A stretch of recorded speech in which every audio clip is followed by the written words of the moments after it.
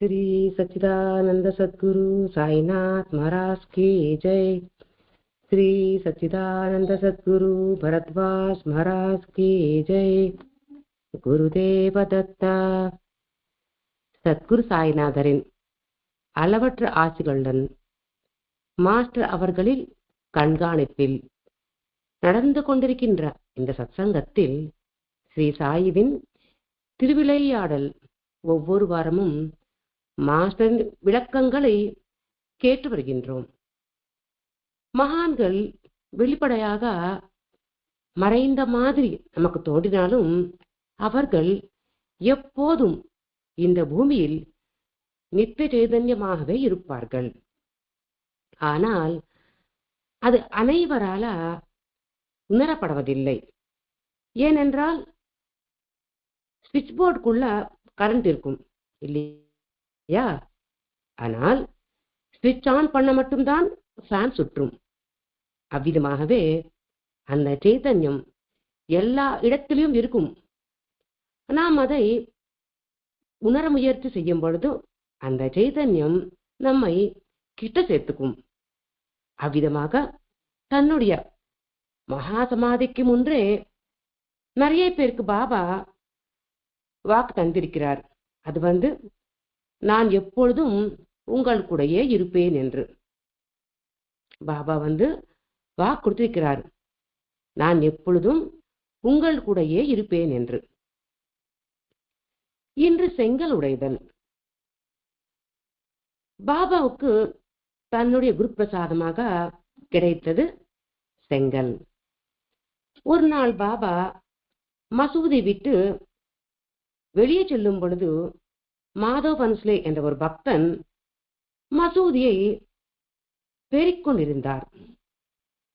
அதனால் தூசி அந்த புனிதமான செங்கல் மேல விழக்கூடாது என்ற எண்ணத்துடன் அவர் அந்த செங்கலை கையில் எடுக்க முயற்சி செய்தார். அப்பொழுது அது கீழே விழுந்து இரண்டாக உடைந்து விட்டது. அவருக்கு ஒரே பயம். இது பாபாவுக்கு மிகவும் புனிதமானதல்லவா? பாபா வந்தா கோபம் கொள்ளுவாரோ என்று நடுங்கி போவார். எல்லா பக்தர்களும் மிகவும் பயத்துடன் பாபா எப்போ வருவார் என்று காத்து கொண்டிருந்தார்கள். பாபா வந்தார். ஆனால் உடைந்த அந்த செங்கலை பார்த்து கோபம் கொள்வதற்கு பதிலாக அவர் மனம் கலந்து விட்டது. அவர் கண்களில் நீர் நிரம்பியது. அது எப்படி உடைந்தது என்று கேட்டு அறிந்து, உடைந்தது செங்கல் அல்ல, என்னுடைய விதி உடைந்து விட்டது என்று பாபா சொன்னார். உடைந்தது செங்கல் அல்ல, என்னுடைய விதி உடைந்து விட்டது என்று பாபா சொன்னார். இந்த செங்கல் என் வாழ்க்கை துணையாக இருந்தது. அதன் உதவியோடு தான் நான் ஆத்மாவை தியானிப்பேன். அது எனக்கு உயிருக்கு மேலானது. அது என்னை விட்டு பிரிந்து விட்டது. இனி நீண்ட காலம் நான் வாழ மாட்டேன் என்றார். அந்த செங்கலை எப்பவுமே ஒரு இடத்தில் பாபா வைப்பார். பாபா பிக்ஷைக்கு போன பிறகு மசூதியை சுத்தம் செய்யும் பொழுது மஹல் சாபதி மாதவ் பன்ஸ்லே அவர்கள் அந்த செங்கலுக்கு அபிஷேகம் செய்து துனியின் பக்கத்தில் ஒரு தூணுக்கு நிற்க வைப்பார்கள். அப்படி இருக்கையில் அன்று அவர் கையில் எடுக்கும் பொழுது அந்த செங்கல் உடைந்து விட்டது.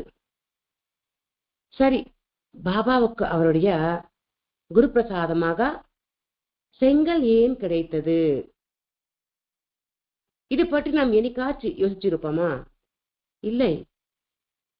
அவர் குரு, அவரின் பிரசாதமாக பாபாவுக்கு செங்கல் ஏன் தந்தார்? அப்படி யோசிச்சு பார்த்தால் பாபா அந்த செங்கல்லை மிகவும் புனிதமாக கருதி அவர் தூங்கும் பொழுது தலையணையாகவும் அமரும் பொழுது கை அதன் மேல் வைத்து அமர்வார். என் நேரம் தன்னுடைய குருவின் நினைவோட தான் அவர் இருப்பதற்கு சின்னமாக அவர் அந்த செயல் செய்து கொண்டே இருந்தார். நம்ம தலையணை எப்படி இருக்கும்? மெத்து மெத்து இருக்கும். ஆனால் அவர் தலையணை எப்படி இருக்கும்? நம்ம எல்லாருக்கும் தெரியும். செங்கல் எப்படி இருக்கும்? அதனால் சிலர் பக்தர்கள் பாபாவுக்கு தலையணை சமர்ப்பிப்போம் என்று கேட்பார்கள். ஆனால் பாபா என்ன சொன்னார்னா, 1,00,000 தலை அணை நீங்கள் கொடுத்தாலும் அவை என் குரு பிரசாதத்துக்கு நிகராகாது என்று கூறினார். 1,00,000 தலை அணை நீங்கள் கொடுத்தாலும் அவை என் குரு பிரசாதத்துக்கு நிகராகாது என்று கூறினார் பாபா. இப்போ செங்கல் ஏன் கொடுத்தார் என்று விளக்கம் காண்போம். செங்கல் அது களிமண்ணாக இருக்கும். ஃபர்ஸ்ட் ஃபார்மில் அது களிமண். அந்த களிமண் கொண்டு வந்து பானை செய்வதற்கு முன்பு அதில் இருக்கிற கற்கள் எல்லாம் எடுத்துட்டு மண் மட்டும் 1/4 கிலோ போட்டு நன்றாக மிதிப்பார். அப்போ அதில் இருக்கிற ஹார்ட்னஸ் எல்லாமே போயிட்டு அது சாஃப்டான ஒரு நல்ல மண்ணாக ரெடி ஆகும். அதுக்கப்புறமா அதை அச்சில் போட்டு பிளாக்ஸ் மாதிரி ரெடி பண்ணி வெயிலில் காய வைப்பார்கள். அதுக்கு பிறகு சூளையில் வைத்து தீ வைத்து அது எரிப்பார்கள். அப்போ அது நாம் அனைவருக்கும் வெயிலிருந்து, மணலிருந்து, திருட்டிலிருந்து ரட்சணை கொடுக்கிற ஒரு இல்லமாக உருவாகும். அதுக்கு திடத்தன்மை கொடுக்கும். அப்படி இருக்கையில் அந்த செங்கலை பாபா தன்னுடைய குரு பிரசாதமாக பெற்றார். அதில் இருக்கிற உள்ளர்த்தம் என்னன்னா, மனிதன் தன் வாழ்க்கையில் கஷ்டங்களை தாங்கிக்கணும் என்றது. அந்த கஷ்டங்கள் எப்படி தாங்குவார்கள்? கடவுள் அல்லது குரு எனக்கு துணையாக இருக்கார் என்ற நம்பிக்கையோட தான் அடியார்கள் எல்லாமே வாழ்ந்து நமக்கு வழிகாட்டிருக்கார்கள். அது இருக்கும் பொழுது எவ்வளோ பெரிய துயரம் வந்தாலும் அவர்களுக்கு அது பெரிய துயரமாகவே தெரியலை. என் பெருமான் எனக்கு இருக்கிறார், அப்புறமா நான் ஏன் கவலைப்பட வேண்டும் என்ற எண்ணம் அவர்களில் இருந்தது. அந்த எண்ணம் வந்ததுக்கு பிறகு துயரம் தெரியாத மாதிரி நாம் திடமாக இருப்போம். எவ்வளோ துன்பம் வந்தாலும் எதிர்த்து நிற்போம் என்றது அந்த துன்பத்துக்கு தெரிய வேண்டும். அப்துல் கலாம் ஐயா சொல்வார் இல்லையா, கஷ்டத்திற்கு தெரியணும் உன்னை ஜெயிப்பது கஷ்டம் என்று அவர் சொன்னார். அவ்விதமாக நாம் திடமாக மாற வேண்டும். அவ்விதமாக திடமாக மாறிய ஓர் பிறவி என்ன ஆகும்னா குரு பிரசாதமாக மாறும். பிறவி இல்லாத சைதன்யமாக மாறும். இதுக்குதான் அவர் செய்த முயற்சி. பாபா இதுக்குதான் முயற்சி செய்தார். பாபாவுடைய குரு தன்னுடைய பிரசாதமாக பாபாவுக்கு செங்கல் தந்தார். பாபா அதை மிக புனிதமாக எண்ணி பிரார்த்தனை செய்யும் பொழுது என் குருதான் என் கஷ்டங்கள் தீர்த்து வைப்பார் என்று சொன்னார். அதுதான் உண்மையான சத்குருக்கு அடையாளம். நான் செஞ்ச என் அருளால் என்னுடைய கிருபையால் என்று சொல்லக்கூடியவர் குருவல்ல. இது நாம் ஞாபகம் வச்சுக்கொள்ள வேண்டும். ஒரு நாள் அந்த செங்கல் உடைந்தது. 1918 அக்டோபர் மாதம் 3ஆம் தேதி ரகுவீர் புரந்தரே H.S. தீட்சிதர் ஷிரடியில் இருந்தார்கள். பாபா அவர்களிடம், நான் முதலில் போவேன், நீங்கள் என்னை தொடர்ந்து வாருங்கள், எனது கல்லறை உங்களிடம் பேசும், எனது மண் உங்களுக்கு பதில் தரும், எனது பெயரும் பேசும் என்று கூறிவிட்டு அவர்களை மும்பைக்கு போகுமாறு கூறினார்.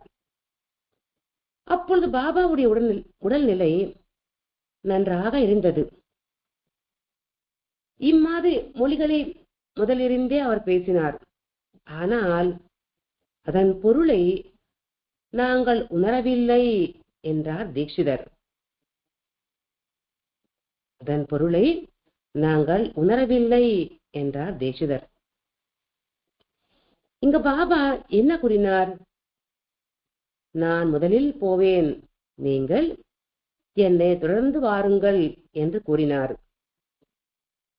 அவரை பின்தொடர்வது என்பது என்ன? அவர் இன்னைக்கு தேகத்தை விட்டார், இருக்கோ ஒரு நாள் நாமும் தேகத்தை விடுவோம் என்றது என்னமா? கிடையாது. அவர் எவ்விதமாக ஓர் ஐடியலான வாழ்க்கை வாழ்ந்து காமிச்சாரோ அவ்விதமாக நம்மளையும் வாழ்ந்து முழுமை அடைந்து என்னை பின்பற்ற வேண்டும் என்று பாபா சொன்னார். யோசிச்சு பாருங்க, ஒரு மனிதன் எத்தனை பேருக்கு நன்மை செய்ய முடியும்? பாபா கடவுள், அதனால் அத்தனை விஷயங்கள் அவர் செய்தார் என்று சொல்லுவோம். ஆனால் சாதாரண மனிதர்கள் செய்யக்கூடிய எத்தனையோ விஷயங்கள் பாபா செஞ்சு காட்டினார். இதுக்கு ஒரு எக்ஸாம்பிள் பார்க்கலாம். ஒரு நாள் ஒரு ஏழை வருவார். பாபா, என்னால கிணறு வெட்ட முடியல பாபா, கடன் ஜாஸ்தி ஆயிடுச்சு என்று சொல்லுவார். அப்போ பாபா நானா சந்தோர்கருக்கு இந்த வார்த்தை சொன்னார். இப்போ நானா சந்தோர்கர் அவருக்கு தெரிஞ்ச இன்னொருத்தர்கிட்ட சொல்லி அந்த ஏழை விவசாயிக்கு உதவி புரிந்தார். இதுக்கு மகிமைகளோ மகத்துவமோ தேவையில்லை. நம்மளால முடிஞ்ச உதவி செய்யணும், சும்மா உட்காரக்கூடாது. இந்த இயற்கை நமக்கு உணவு தந்தது, அதனால் நாம் சும்மா உட்கார்ந்து சாப்பிட்டோம்னா அது கடன் படுவோம். அதனால் பாபா அவருக்கு தேவை இருக்கோ இல்லையோ அந்த வேப்ப மரத்து அடியில் இருந்த பூமியை சுத்தம் செஞ்சு, அது எப்படி இருந்த பூமினா எந்த வயலுக்கும் உகந்ததாகவே இல்லாட்டி பூமி, அந்த பூமியை சுத்தம் செஞ்சு அதில் பூச்செடிகள் வைத்து அழகாக ஒரு பூந்தோட்டம் உருவாக்கினார். தினமும் தண்ணீர் ஊத்தினார். ஜந்துக்கள் வரும், அந்த ஜந்துக்களுக்கு தண்ணீர் கொடுத்தார், உணவும் கொடுத்தார். அவர் தட்சிணை வரும், அந்த தட்சிணை பிச்சைக்காரங்களுக்கும் சாதுகளுக்கும் சன்னியாசிகளுக்கும் அவர் பகிர்ந்து கொடுத்தார். விரிக்கு தேவையான வேகு வாங்கினார், விளக்கு ஏற்றுவதற்கு தேவையான எண்ணெயும் வாங்கினார், தேவைப்படுகின்ற பக்தர்களுக்கும் கொடுத்தார். இது எல்லாமே சாதாரண மனிதன் செயல் தானே. சோ இது எல்லாம் நாம் பின்பற்றினால் இந்த உலகம் எவ்வளவு அழகாக இருக்கும். நிறைய விஷயங்கள் பின்பற்ற வேண்டிய அவசியம் இல்லை, ஒரே ஒரு விஷயம் பின்பற்றினாலே போதும். அதாவது ஓர் விஷயத்தை பிடித்து கொண்டு கடைசி வரைக்கும் அதிலிருந்து வெளியே வராமல் இருந்தாலே போதும். நாம் வாழ்ந்த வாழ்க்கை ஃபுல்ஃபில் ஆயிடும். சக்சஸ் ரீச் பண்ணலாம். பாபா எப்பவுமே எல்லாரையும் பாபு என்று கூப்பிடுவார். பாபு என்றால் சகோதரன் என்ற பொருள். பெண்களை எல்லாரையும் மாயி என்று கூப்பிடுவார். மாயி என்றால் தாய் என்ற அர்த்தம். இப்போ நாம் அனைவரும் அழகாக சொல்வோம் இல்லையா? India is my country, all Indians are my brothers and sisters என்று சொல்லிட்டு அது பின்பற்றுகின்றோமா? விவேகானந்தர் அந்த 2 லைன்ஸ் மட்டும் போதும், மற்றதெல்லாம் விட்டுத்தள்ளு என்று சொன்னார். எதுக்காக? இந்த சகோதர பாவம் இருக்கும் பொழுது சுயநலம் எங்க வரும்? சோ மற்றவங்களை துன்பப்படுத்த மாட்டோம். இது ஒன்று நாம் கத்துக்கிட்டாலே போதும். பாபாவை பின்தொடர்ந்து நாம் செல்லலாம். இவ்விதமாக அவர் வாழ்க்கையில் நடந்த விஷயங்களை பார்த்து அதனை மன்னம் செய்து கற்றுக்கொண்டு திருப்பி அது செயல்படுத்த என்னை பின்தொடர்ந்து வாழுங்கள் என்று பாபா கூறியதுக்கான அர்த்தம். அவர் என்ன சொன்னார்? எனது கலரை பேசும் என்று சொன்னார். எதுக்காக கலரை பேசும் என்று சொன்னார்? சாதாரணமா பாக்குறவங்களுக்கு எப்படி தெரியும்? அதுக்கு அல்லாஹ்வே தெரியும் இல்லையா? ஆனால் சத்குரு மேல் புரிதல் இல்லாத மக்கள் மரணித்தார்கள் என்று சொல்லுவாங்க. ஆனால் அந்த புரிதல் கொண்டவர்கள் மட்டும் மகா சமாதி அடைந்தவர்கள் என்று சொல்வார்கள். அதுக்குதான் எனது கல்லறை பேசும் என்று பாபா சொன்னார். என்னுடைய பெயர் பேசும் என்று பாபா சொன்னார். இது பாபா புதுசா சொன்னாரா? இல்லை, ராமர் செஞ்சு காட்டதானே இது. ராமா என்றது கல் மேல் எழுதி போட்டால் அந்த சமுத்திரம் தாங்கியதல்லவா? அவர் பெயர் அவ்வளவு சக்தியை கொடுக்கும் இல்லைங்களா? அது ஜெபித்தாலே முக்தி கிடைக்கும் என்று சொன்னாங்களா? அதனால் பாபாவும் சொன்னார், கடவுளுடைய நாமம் எது ஆனாலும் அது உகந்த நாமம்தான். கடவுளுடைய நாமம் எது ஆனாலும் அது உகந்த நாமம்தான். நமக்கு பிடிச்ச கடவுளை நமக்கு பிடிச்ச பெயரில் நமக்கு பிடிச்ச ரூபத்தில் தியானம் செய்யக்கூடிய ஃப்ரீடம் நமக்கு கடவுள் கொடுத்தார். பாபா அவர்களை மும்பைக்கு அனுப்பி வச்சிட்டார். ரகுவீர் புரந்தரே, HS தீக்ஷித் அவங்களை. இவ்விதமாக பாபா அப்பப்போ சொல்லிட்டே இருக்கிறதுனால அவங்களுக்கு பெருசா ஒண்ணுமே தெரியல. இவ்வளவு கம்பீரமான வார்த்தைகள் பேசுறாரே, நாம் தங்கலாமே என்ற எண்ணமும் வரல. அதனால அவங்க திருப்பி மும்பைக்கு போயிடுவாங்க.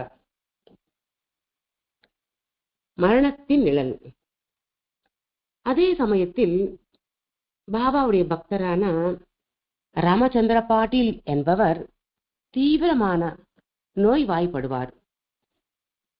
அவருக்கு எவ்வளவு ட்ரீட்மெண்ட் கொடுத்தாலும் பலன் இருக்காது. ஒரு நாள் அவர் மனமுருகி பாபாவிட பிரார்த்தனை செய்வார். திடீர்னு அவர் முன்னேர் பாபா தரிசனம் தருவார். அவர் உடனே பாபாவுடைய பாதங்கள் கட்டியா பொருத்திக்கொண்டு, பாபா என்னுடைய கடைசி நொடிகள் எப்போ சொல்லுங்கள் என்று பிரார்த்தனை செய்வார்.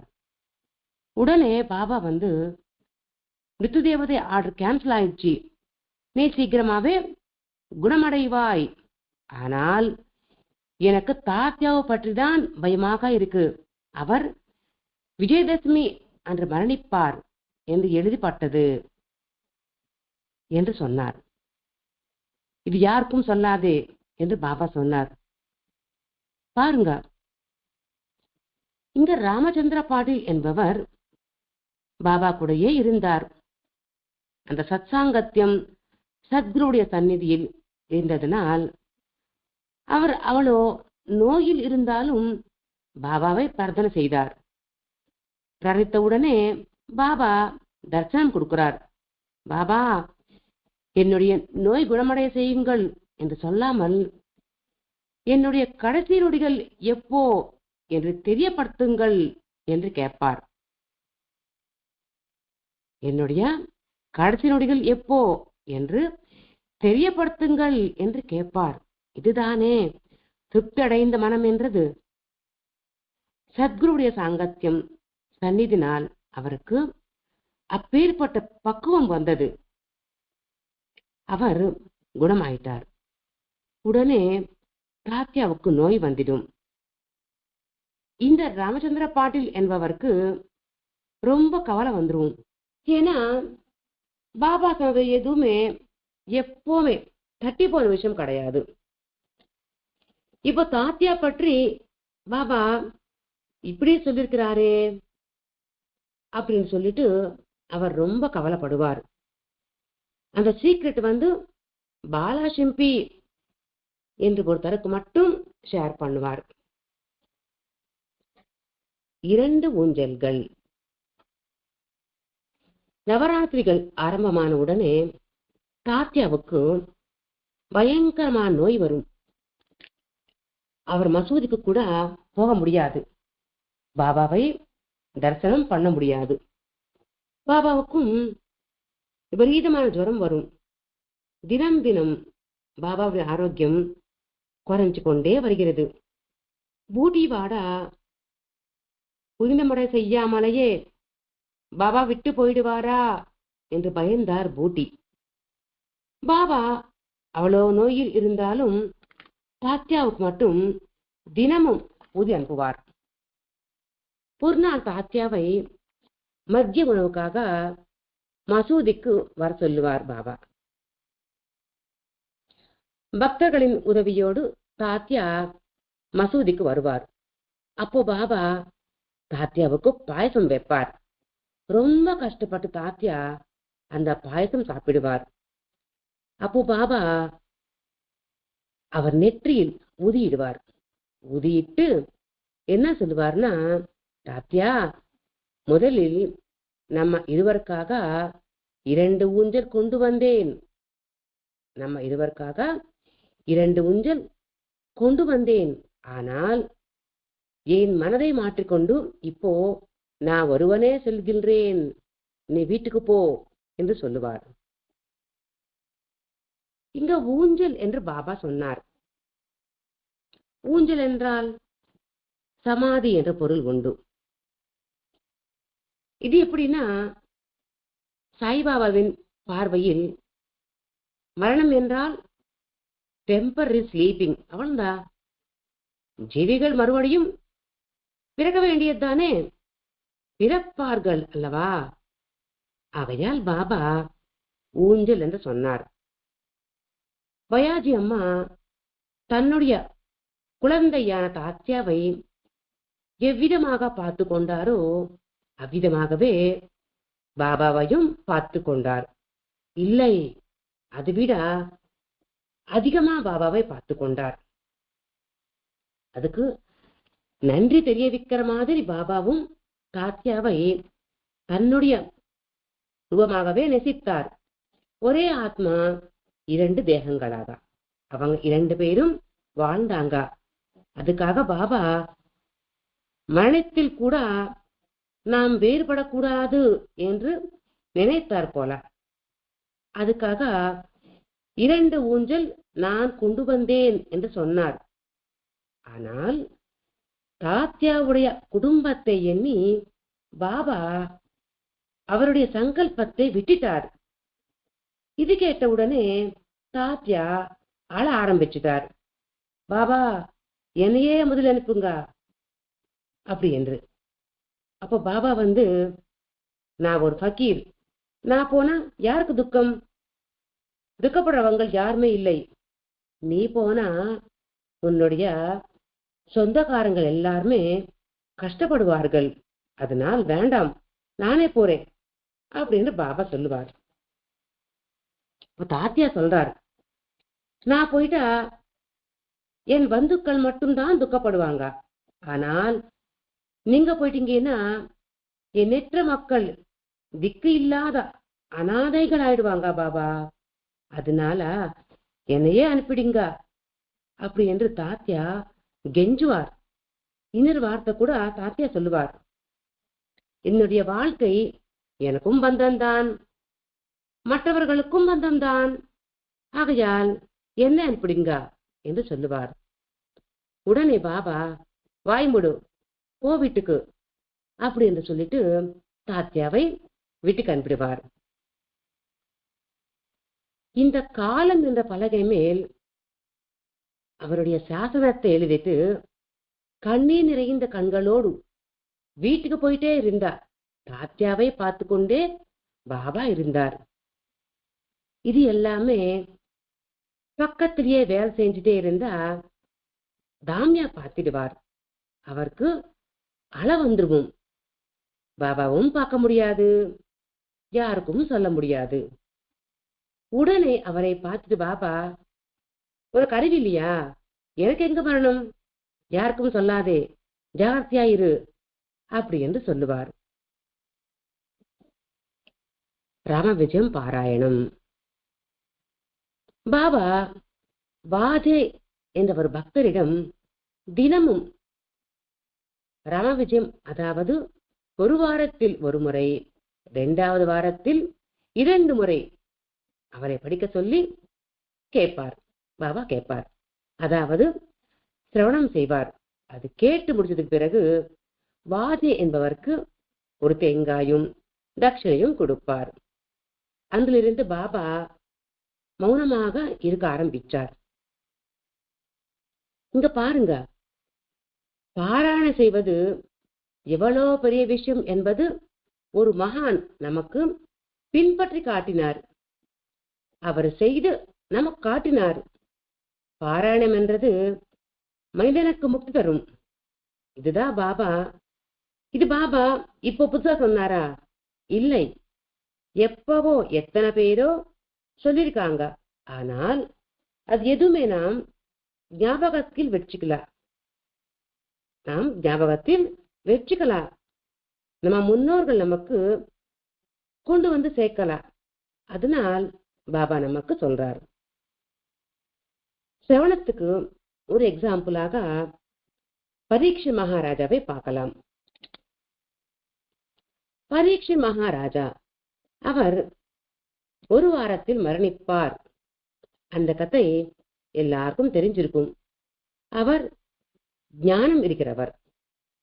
ஒரு வாரத்தில் மரணிப்பார் என்று தெரிஞ்சவுடனே அவர் மிருத்யுஞ்சய யாகம் பண்ணணும், நீண்ட நாள் வாழணும், ரிஷிகள் எல்லாரும் கூப்பிட்டு யஜ்யம் பண்ணணும், ஏதாவது யாகம் பண்ணணும் என்று முயற்சி பண்ணாமல் இந்த ஒரு வார காலத்தில் நான் எப்படி முக்தி அடையணும் என்று யோசிச்சார். அப்போ சுகமகர்ஷி வருவார், வந்து பாகவதம் வாசிப்பார்.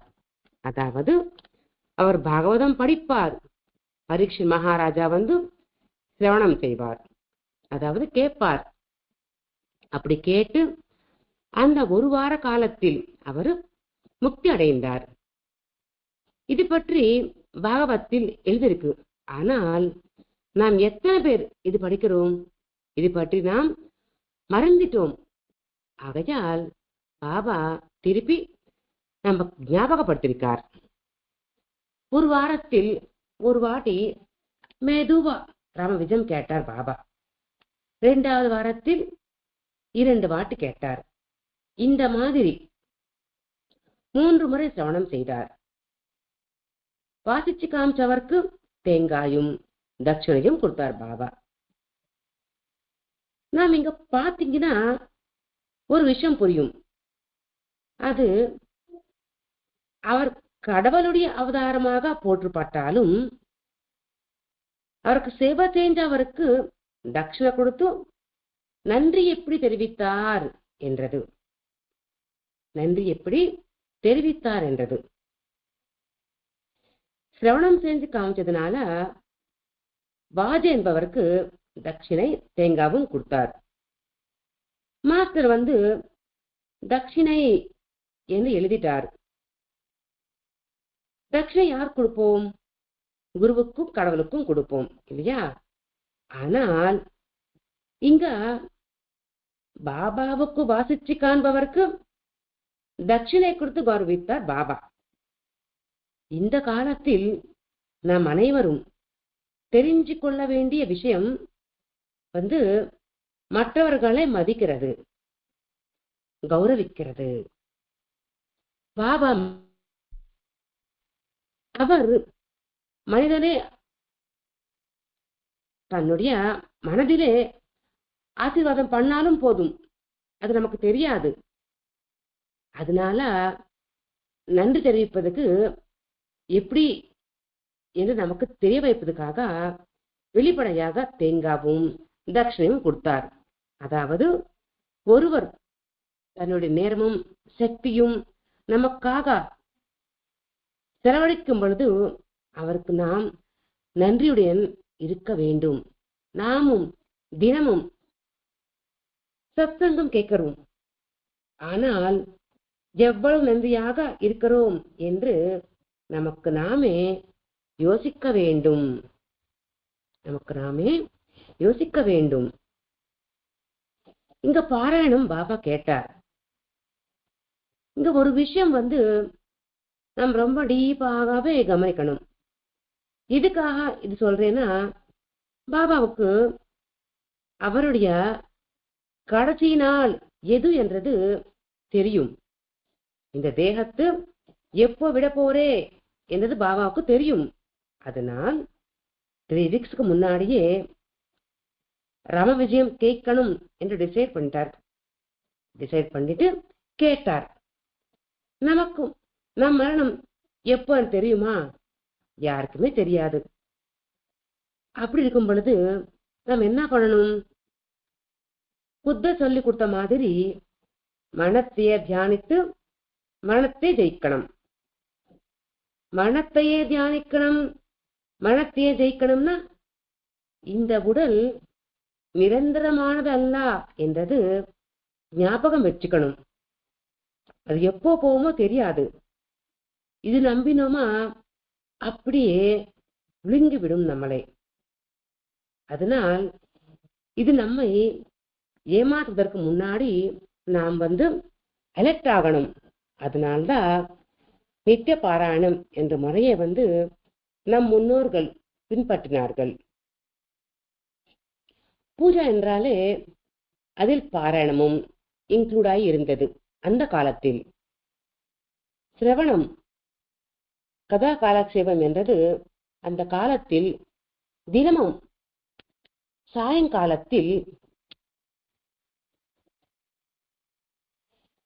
விளக்கு ஏற்றி கதாசிரவணம் கண்டிப்பா செய்வாங்க. சோ 24 மணி நேரத்தில் அட்லீஸ்ட் 1 மணி நேரமாவது தினமும், அது எப்படின்னா அரை மணி நேரம் பூஜைக்கும் 1/2 மணி நேரம் பாராயணத்துக்கும் வச்சுக்கணும். அது முடியலையா மனதார ஒரு 10 நிமிடங்களாவதும் தினமும் பாராயணம் பண்றது கத்துக்கணும். அந்த பாராயணத்தில் மகிமை சொல்றதுக்கு தான் பாபா அவருடைய கடைசி நாள் பாராயணத்தை சிரவணம் செஞ்சு காண்பித்தார். ராம விஜயம் சிரவணம் செய்தார் பாபா. இந்த எல்லா விஷயங்களும் நாம் தெரிஞ்சுக்கணும். தெரிஞ்சுக்கிட்டு அது நாம் ஃபாலோ பண்ணணும். அதுதான் பாபா சொன்னது. நான் முன்னாடி போவே, நீங்கள் என்னை ஃபாலோ பண்ணுங்கள். சோ எல்லா விஷயங்களும் ஃபாலோ செய்யணும். பாபா அவருடைய வாழ்க்கை எவ்வளோ எளிமையாக வாழ்ந்தார். அவர் வாழ்க்கையில் அன்றாட விஷயங்கள் என்னென்ன செய்தார், இது எல்லாம் நன்றாக யோசிச்சா அவருடைய அந்த சர்வஜத்வம், சர்வ வியாபகத்துவம், சர்வ சக்திமத்துவம், இந்த 3 விஷயங்களும் நமக்கு தெரியும். இந்த விஷயம் எப்பவுமே ஞாபகத்தில் வச்சுக்கிட்டு பாபா எப்பவுமே நம்ம கூடயே இருக்கிறார். எப்பவுமே நம்மளை பார்த்துட்டே இருக்கிறார். நம்மளை அவர் கண்காணித்து கொண்டே இருக்கிறார் என்ற எண்ணம் நாம் டெவலப் பண்ணிக்கணும். அப்போ பாராயணம், அனன்ய சிந்தனை, பூஜை, இது எல்லாமே நமக்கு ரொம்ப ரொம்ப ஈஸியாக வந்துடும். பாபா இது செஞ்சு காமிச்சதுனால ஆச்சாரியா ஸ்ரீ இக்கிரா பரத்வாஜ மாஸ்டர் அவர்கள் நமக்கு எண்ணற்ற திருநூல்களை கொடுத்திருக்கிறார். எண்ணற்ற புக்ஸ் மாஸ்டர் கொடுத்திருக்கிறார். மாஸ்டர் தந்தா அந்த புக்ஸ் எந்த லாங்குவேஜில் இருந்தாலும் எல்லா புக்ஸும் தெலுங்கு லாங்குவேஜில் இருக்கு. சில புக்ஸ் மாஸ்டர் அவர் கைப்பட இங்கிலீஷ் லாங்குவேஜில் எழுதியிருக்கிறார். அது சில பக்தர்கள் மற்ற மொழியில் டிரான்ஸ்லேட் பண்ணிட்டே வராங்க. அவ்விதமாக நமக்கும் சாயிவின் திருவிளையாடல் கிடைத்தது.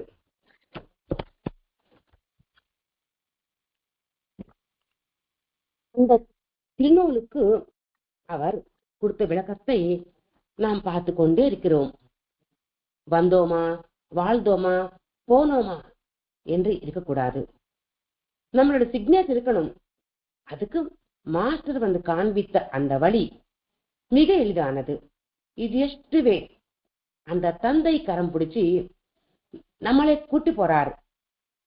கண்ணு மூடி அவர் சொன்னது மட்டும் கேட்டுக்கிட்டு அது மட்டும் மன்னம் செய்து கொண்டே அது மட்டும் பின்பற்றி கொண்டு அவர் கூடயே போனாவே போதும், முக்தி அடையலாம், பாபாவை பின்தொடரலாம். இந்த விஷயங்கள் மாஸ்டர் அவர்கள் நமக்கு கொடுத்த மிக அற்புதமான விளக்கங்கள். நம் அனைவர் மனதில் ரத்த சாய் மாஸ்டர் நினைவு இருந்து கொண்டே இருக்கணும். நாம் அனைவரும் பாபாவை பின்பற்ற வேண்டும் என்ற கோரிக்கை அவர் முன் வைத்து ஸ்வஸ்தி. ஸ்ரீ சச்சிதானந்த சத்குரு சாய்நாத் மகாராஜ் கி ஜெய். श्री सच्चिदानंद सद्गुरु भरद्वाज महाराज की जय. गुरुदेव दत्ता.